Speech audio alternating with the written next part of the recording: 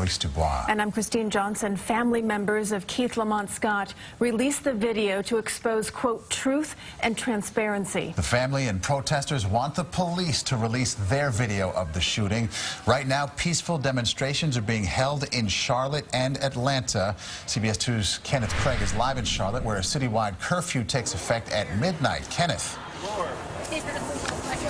Well, Maurice and Kristine, make no mistake, things are very much underway in Charlotte right now, as you can tell is from this perspective in the sky, and then here on the ground within the last couple of minutes, hundreds of protesters arrived where we are right here in front of the police department. They've been making their way across the city, and most of this protesting has been peaceful. A lot of people hoping it stays that way.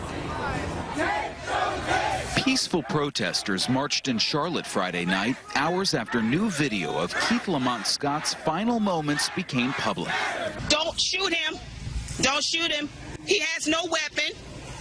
He has no weapon. Rakia Scott pleaded with police not to shoot her husband as she recorded parts of his fatal police shooting death on her cell phone. She yelled to officers that Scott had a traumatic brain injury and posed no threat. He doesn't have a gun. He has a TBI. He's not going to do anything to you guys. Police are heard shouting 11 times at Scott to drop a weapon. Keith, don't you do it. It also does not show the actual shooting, but captures Scott lying on the ground after.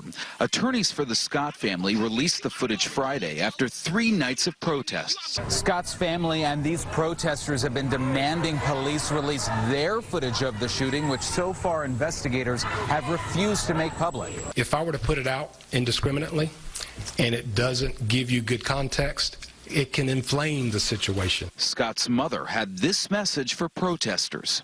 Y'all could have a peaceful walk or anything else that y'all want to do, but rioting is not helping the situation and making it worse. Police agree and prepared for a 4th night of tense protests.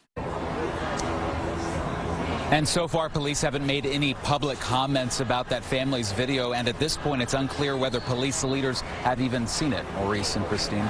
Okay, thanks so much.